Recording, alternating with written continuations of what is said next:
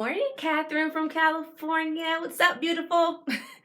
Hi, YouTube. We're syncing up with everyone else. Who who's here? Where are you from? More importantly, what's your favorite song on the album? Good morning, guys.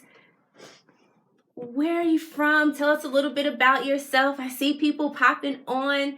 Listen, I'm excited to be with y'all this morning, especially if you're here live, okay? If you're here live with us this morning, you, my friends, are the real MVP, okay?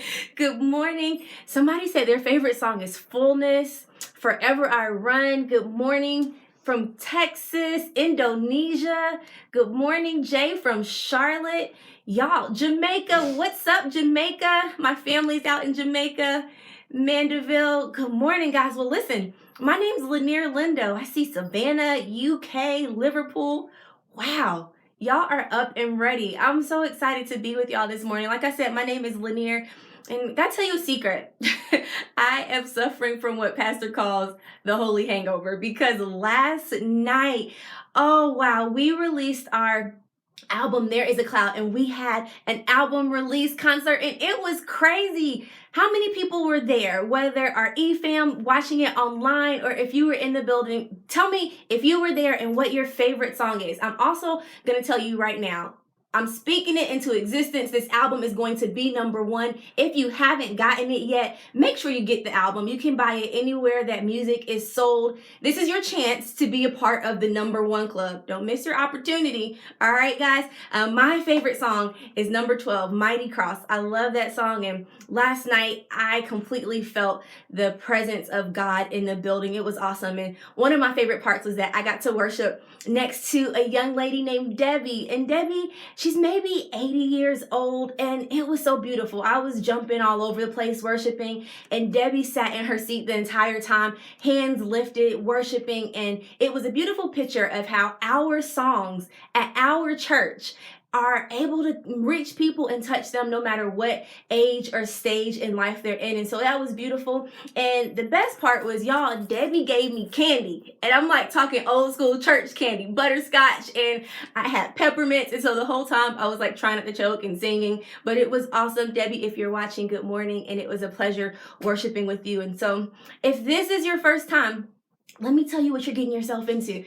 So we are on a 7-mile miracle journey, and it's based off of Pastor Stephen's book, 7-Mile Miracle. And basically what we're doing is throughout the next 7 weeks, we're on week 3, we have been looking at the last 7 sayings of Jesus at the cross. And we're on week 3, which is relationship. And so I want to talk to you this morning for a few minutes just about relationship. And in John 19:26-27, there is this picture, excuse me, this picture of Jesus, and he's on a cross. And while he's on the cross, he's up there thinking about the people that he loves the most. And that's cool to me because if I was being nailed to the cross, I honestly can't say if I'd be thinking about other people or myself, but he's thinking about his mom. And in that verse, he says, "Woman, here is your son.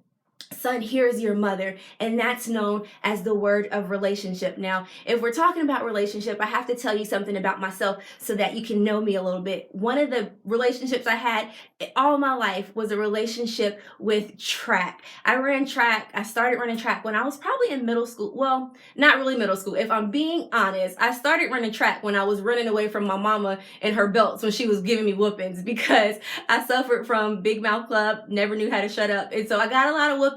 And my strategy was if I run around a lot, my mom would get tired and then my whoopings wouldn't be as bad, if you know what I'm talking about. So that's when I started running. But organized track, I started running when I was in middle school, and I loved it. I loved the friends I got to meet and make, and then the ability to compete. I'm a competitor, so it was great. But the one thing I wasn't too cool with was I liked practice. I didn't like what I had to do at practice. And all of my coaches from middle school through high school, they always used to make me run with other people. And I'm the kind of person, I'm like, hey, I did the hurdles. Give me my lane. Tell me what I need to do, and I'll get it done. I don't necessarily want to work out with somebody else, especially the ones that were faster than me, because it made me feel bad. It made me feel like I was inadequate. It made me feel like I wouldn't even be able to compete in a race if I couldn't compete in practice. And so I didn't like it. And when I was reading Pastor Stephen's book on page 73, I was reminded of a time that when I was running, I didn't want to do it with other people. When he said, I've often said you have to follow Jesus for yourself, but you can't follow him by yourself, at least not effectively. Your spiritual success will only be as strong as your support system. And when I think about support system, I think about the word squad. So if you're taking notes, I want to talk to you for a few minutes about hashtag squad goals. And when I think about squad goals and I think about me on the track, what I realize is that mentality did not stop on the track. It seeped over into so many areas of my life, including my walk and my relationship with God. And I felt like at so many points in life, God, I want to do this thing by myself. Give me what I need, or I'll tell you what I need. And I just want you to let me do it by myself. And God he never intended us to do this walk by ourselves. And I was reminded about that in Ecclesiastes 4:9-10 in the Bible when it says, two are better than one because they have a good return for their labor. If either of them falls down, one can help the other up. But pity anyone who falls and has no one to help them up. If either of them falls down, one can help the other up, but pity anyone who falls and has no one to help them. And when Jesus was on the cross and he looked at his mother and said, Mother, here's your son. He was thinking about his mom because he did not want her to be by herself if and when she fell. And if he did that for his mom on the cross, how much more does he want to do it for us, his children? And so here's the thing. When you're thinking about your squad, I believe that we're all on a spectrum between one of two places, either new in our faith. And if we're new in our faith, the tension is old friends versus new friends. And you have to have the right people on your squad so that you're running towards God. And so that's one side of the tension. The other side of the spectrum is if you're seasoned in your faith. And if you're seasoned in your faith, it's important to have a squad because you never want to become your own standard of righteousness. So a squad is important. And truthfully, the key relationship is our relationship with the Lord. And I believe that when we have three types of people on our team, it always sets us up to continue running towards the Lord. Because here's the reality. God is not necessarily concerned about how fast you're running. He's concerned about the direction that you're running in. And so I want to give you three types of people that you need on your squad in order to help you continue running in the right direction. Person number one is someone who is running ahead of you. And for me, it was like that person that I never wanted to practice with at track practice, but they were running ahead of me. But what the truth is that I wanted to keep up. So anytime I practiced with them, I always ran a little bit faster. You have to have somebody who's running ahead of you. You have to have somebody number two who's running with you.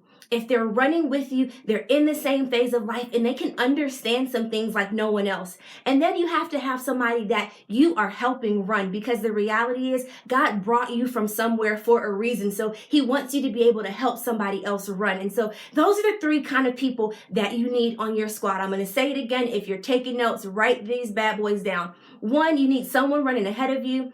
Two, you need someone running with you. And three, you need someone that you are helping run. I believe that Jesus died on the cross and spoke that word of relationship out of the desire of his heart for neither of us to ever be alone, especially in our faith journey. And so I hope you find that helpful today. I hope you're able to identify your squad. I double dog dare you to get a pen and a piece of paper today and write down your squad. What would it look like for you to clearly know who's on your team and who's helping you run in the direction of the Lord? All right, guys? Well, I'm excited.